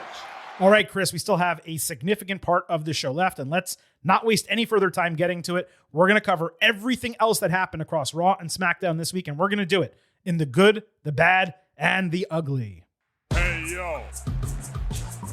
Survey says one more for the good guy. Say hello to the back. Don't sing it. Bring it. Now, we're not going to exactly do a lightning round version of the good, the bad, and the ugly, but we are going to get through this as quickly as we can. Intercontinental Championship, Becky Lynch defending against Maxine Dupree. Both entrances occurred during the break, I believe. Crazy for a title match involving Becky in Madison Square Garden. Maxine looked great in some fresh gear with a new hairstyle, but they didn't even bother to repackage her with like non-Alpha Academy music. Dupree hit a big boot at the bell. Lynch complained about crooked referee Jessica Carr. Fans went from cheering Becky to literally chanting F you Becky in seconds. Lynch obviously destroyed Dupree during the break with fireflies out afterward for some reason. Maxine hit a fisherman suplex, kipped up, completely missed a step-off leg drop. She bridged her body out of an armbar, then countered manhandle slam into a roll-through cover and put in an ankle lock with a grapevine. Becky sold it beautifully, nearly tapped, but hit manhandle slam near the ropes for a rope break, which no one bought. It happened so sudden. Lynch got into Carr's face, so Jessica flung her arm away, told her to focus. Bex untied a turnbuckle pad after throwing Maxine outside. That led to the return of AJ Lee just as a distraction. She stood there. Seconds later, Maxine caught Becky with a flying crossbody to win the title. Massive pop. Maxine celebrated with AJ. Becky lost her shit ringside. Sorry, y'all. This was not for me. Not just because it was booked to a result I didn't want. I just hated how it was executed. If you are going to do this, if you're going to have the lowest wrong woman on the roster beat one of the greatest of all time for a title that she's actively establishing through her run, at least have her deserve the win. Maxine didn't do the extensive training she indicated on camera. We got no real build for her as an underdog, considering she actually beat Becky every time they fought. And then they run this match and she wrestles identically. If the whole concept here was AJ helping Maxine. Why would you not have Dupree break out some of AJ's moves during the match and show that she was the one who actively trained her and helped her improve enough so she was able to beat Becky? That's the storyline. And they didn't give it to us. Why is that so difficult? This was a massive, massive missed opportunity to tell a bit of a story and follow through with a plot point. Instead, AJ comes out and Maxine wins with a flying crossbody. A flying crossbody. No kick out and further action. That's it. Immediately 1, 2, 3. And it happens right away on the AJ distraction, which is a pet peeve of mine in general. As I said last week, if WWE turns around and flips this title back to Becky or another legitimate star inside 2 to 3 weeks, I'll feel much better about it. But on Monday night, WWE took a women's title that had been elevated higher than anyone could have expected, and they put it on the worst wrestler on the Raw roster. They didn't even bother to present Maxine better with a fresh entrance or anything like that. Just the same old Alpha Academy shtick. It's long-established wrestling booking to have a veteran strengthen a title, then pass it off to someone who is up and coming. And that would have been great if it was Roxanne Perez, someone who can actually carry the strap in a meaningful manner, not Maxine. The match itself was mediocre. Their first meeting is still the best of all of their matches. And while I am extremely happy for Maxine as an individual, as a person, her hard work paid off. No shade. Good for her. She got an awesome win in Madison Square Garden. Hell of a moment for her. This was bad. Becky's crash out on the back end, and where this title goes, it better be worth it. So it ultimately, look, the crowd popped huge. Huge. People are happy for her. In the eyes of what WWE wanted out of it, it was a success. But I have the same problem you do, which was it felt like they absolutely just rushed this because they wanted to put it on the MSG show. They went back on several things that they said they were going to do in terms of her training and all this stuff. Mm-hmm. And then you finish it in the laziest way possible. Like I'd feel a bit different if Becky's trying to cheat. The referee's knocked out. Becky's cheating. AJ comes out, just stops Becky from cheating. And then Maxine outsmarts her or something like that. Like just standing there. Oh, look, someone's standing there. Oh, I turn around and I lose is the absolute laziest finish you can do for anything in professional wrestling. It's like, you couldn't even put effort into that. You couldn't even put a little extra something into the finish. You had to make it as lazy as possible.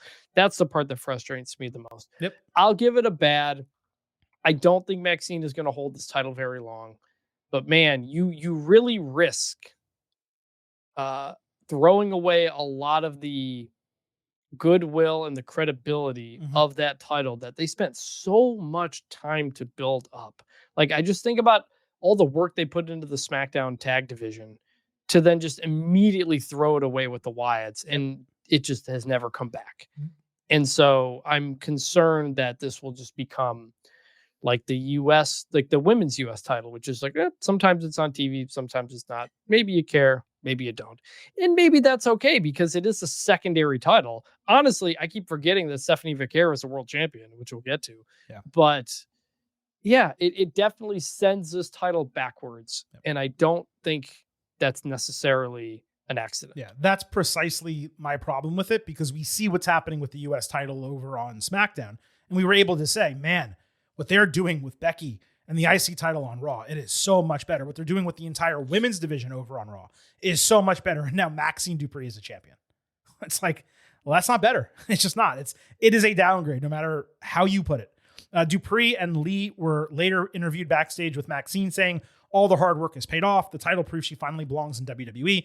AJ said that she doesn't deserve any credit for helping. All she did was put a bully in her place. Then AJ said, not at all true at all. Yeah, she didn't do anything. She won. She just stood there, right? Then AJ said she initially came back to help CM Punk, but perhaps she'll stick around now because Bex has lit a fire under her. Rhea showed up at that juncture, asked her to chat, put an arm around AJ, obviously indicating she's going to join the War Games team, with presumably having Becky on the other side with the heels, despite hated rivals Asuka and Nia over there. Nothing wrong with this. Big pop for AJ and Rhea on the screen together. Why Ripley is suddenly like enamored with her and not Bayley or Lyra, Couldn't tell you that. I'm glad Maxine got to speak on her win rather than us wait to next week to hear from her. Like good. Yeah, that was fun. That was an example of like, oh, you have AJ Lee. Let's put her around other people too. And it's interesting. Yeah. And there's other people that they didn't. You had Dolph Ziggler and AJ Lee on the show. How do you not How do you not do it with Big E? do a little thing of like, oh, hey. And then you just like, it was an opportunity. And there Cena too, like they're backstage. Cena walks by, looks at them like, point, like does the thing like where he points and ruffles his brow. Like, have I seen this before? You know what I mean? That type of deal. And they just don't even do it. It's just an opportunity to do something a little bit like. And the show ends 5 minutes early. This show could have been 2 hours and 45 minutes with 20 minutes of Cena putting people over backstage, bumping into people, Ziggler backstage, all that stuff. And then one additional match and you have a better show. Well, I didn't even mention this before, but like the whole we have to end the show during a fight makes zero sense in the Netflix era. The whole thing was like, we got to go, we're out of time. Yeah. And we just kind of have to accept that because there's no set time. But yeah, like you've done all the work to get AJ there and to get Cena there and to like have these things. You just they never take that like just extra like little step to really create another thing. It's weird too, because Paul Levesque was doing this in 2022 and 2023. Maybe not every single week. And certainly they didn't have Cena and stuff, but he would give some of these like quick backstage interactions and things would build throughout the show. And they just have gone away from it.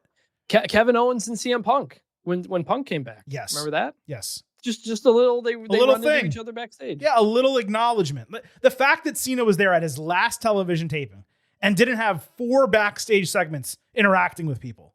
It's mind-numbing. I know we said it earlier, but the more we talk about it, because I didn't even have it as a note coming out of the show, but I'm glad you brought it up. The more we talk about that not happening, it's just like, how? How didn't they do that? I thought about it with the AJ Ziggler thing really too. I was like, man, like they were a team for a long time and like a good team. And like, if you're going to like give us the throwback, like it's right there. It's right there. It's unbelievable.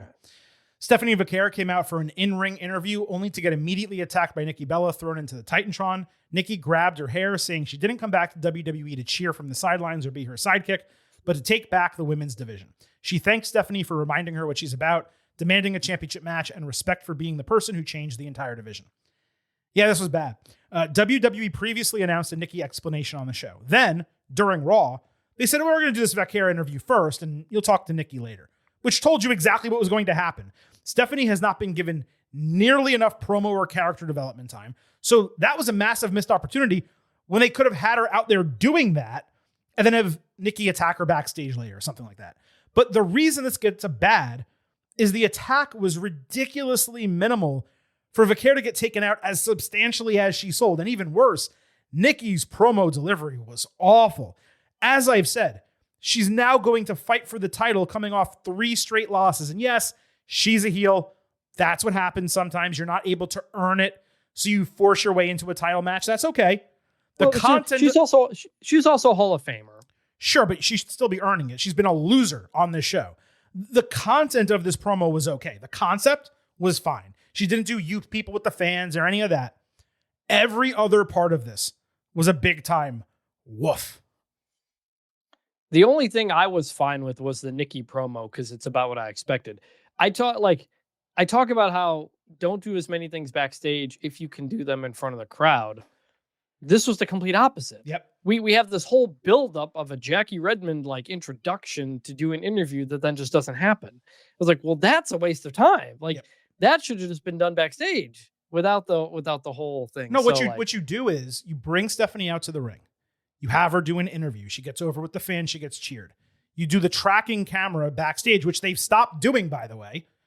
They did it every single week for 9 months. No more tracking cameras, right?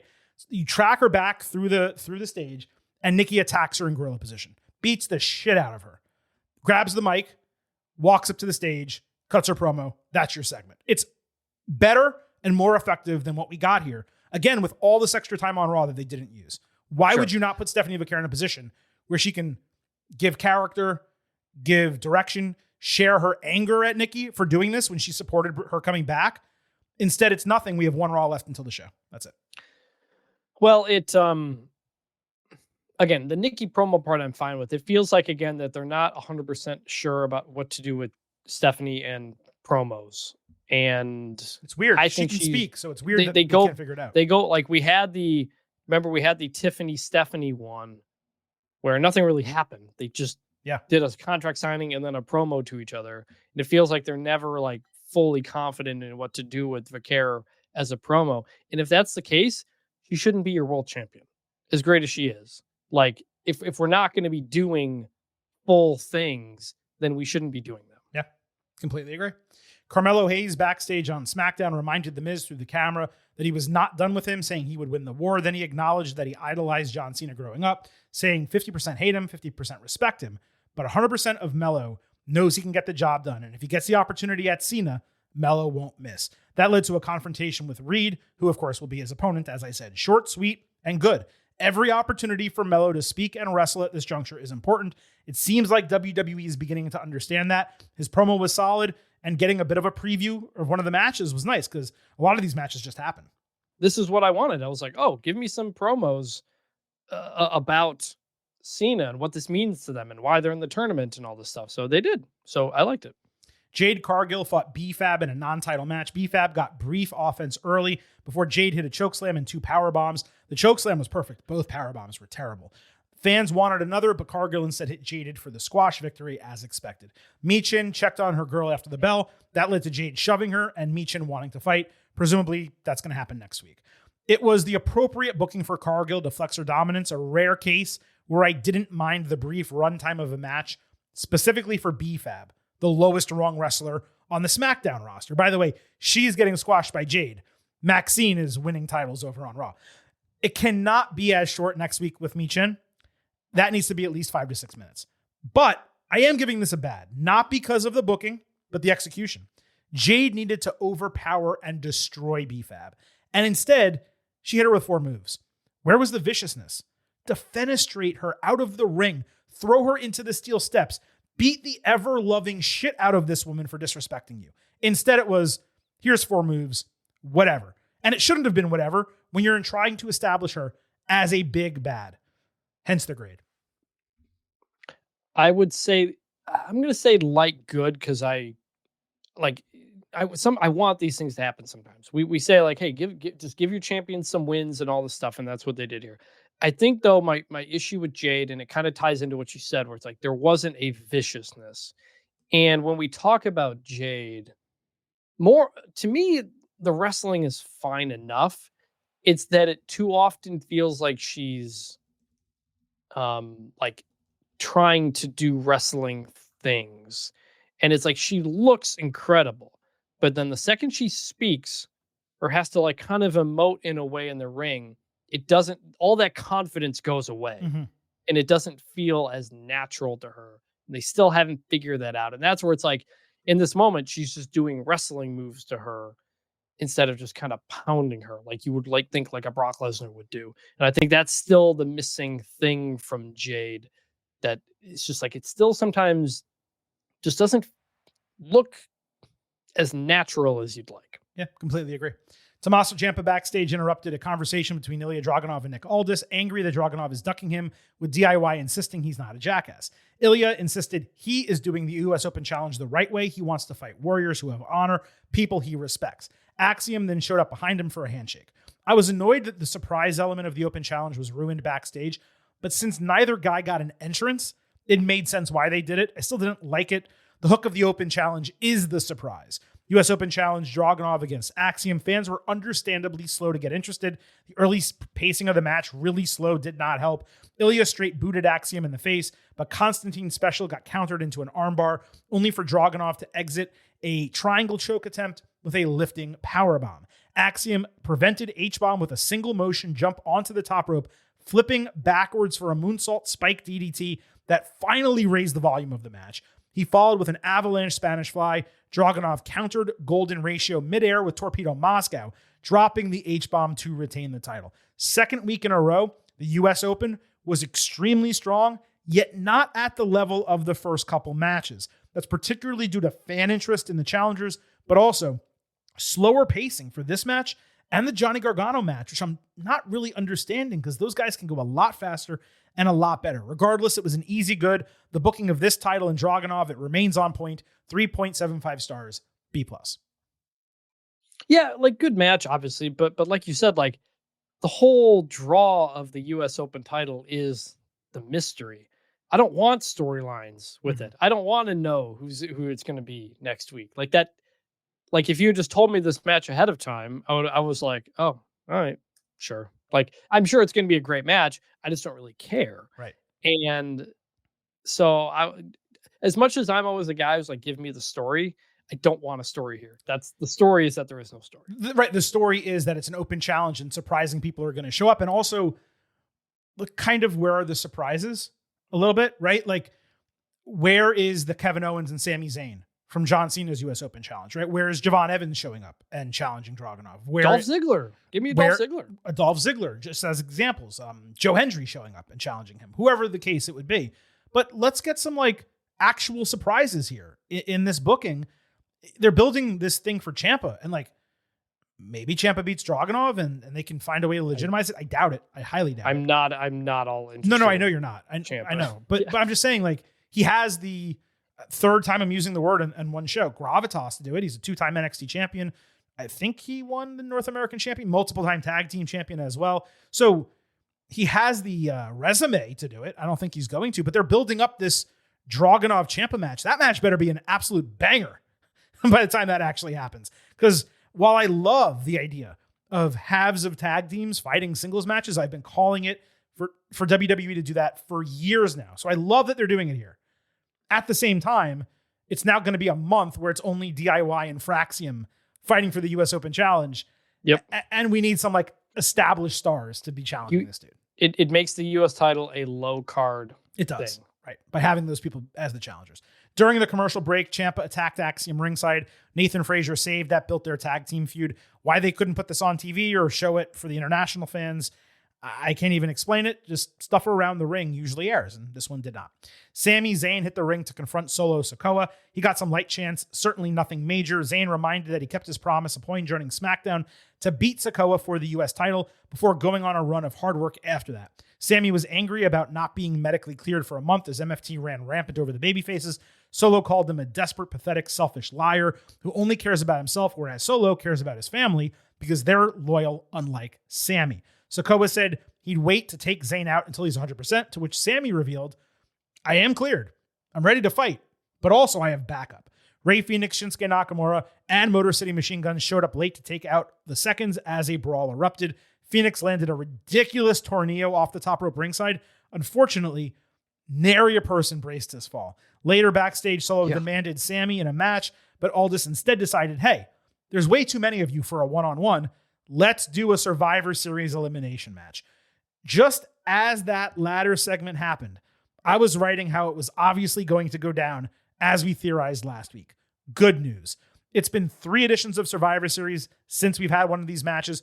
Putting it on the Go Home SmackDown, considering there are 2 War Games matches on the PLE, that obviously makes sense. Plus, this is a mid-card feud at best. Nothing more.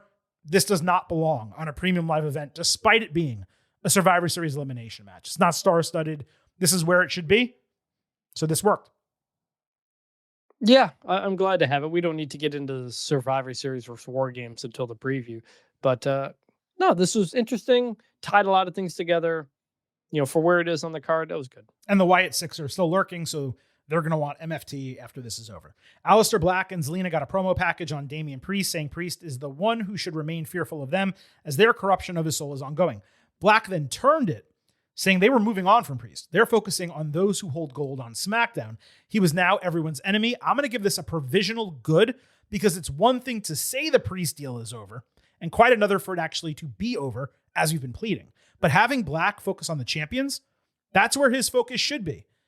I would not be surprised if he's ultimately the one to take down Dragunov. You could have Black take him out in a banger, then have like Trick Williams debut or another babyface like Mello beat Aleister as an establishment title win in 3 months, 4 months, something like that. So yeah, provisional good. Yeah, I mean, there's not much to grade, I guess. But yeah, if that is the case, yeah, that's good. Chelsea Green backstage correctly criticized Aldis for not giving her pyro for her U.S. Championship victory last week when everyone else gets it when they win titles these days. She therefore demanded a celebration next week And it seemed like Aldis reluctantly agreed. The audio was pretty low. It was tough to hear him. There's no grade here, obviously. I was frustrated that we did not see Julia at all on the show. Yeah, sure. I mean, I like seeing Chelsea Green, so that was positive for me. New Day and Grayson Waller also got relegated to a commercial break. Audience promo again on Raw. New Day said Dragunov is far more of a fighting champion than Dragon Lee and AJ Styles, who are scared to defend against them. Waller then unveiled the Tyrese Halliburton jersey while doing a choking gesture. Again in New York City, what a piece of shit. Solid but repetitive stuff from all of them. What was not repetitive was some stuff that we got with the New Day and Becky Lynch recently. And let me play what they did after Raw. 2 quick segments. Hey, is it travesty? Travesty. No manager's license, no manager, and we are in the state of New York, which has an athletic commission. Yes. Therefore, anybody that comes out through the curtain should be verified by the athletic commission. AJ Lee was not verified by the athletic commission. Therefore, illegal. that was illegal. Clearly a rigged match. Therefore, vis-a-vis, hence the following: I do not recognize the outcome of that match. We don't either. We don't either. And you shouldn't either. You shouldn't either. Do not recognize him. Do not. I'm actually going to start a petition. I'm going to get a lawsuit to overturn the results of this match. Whatever you need from us. Anything you need from us, Becky. Anything. We've got your back forever. I love the New Day Becky dynamic, and here's something from WWE headquarters on Tuesday. So I'm at WWE headquarters, and we know that if I was on SmackDown, trust me, I'd run that open challenge.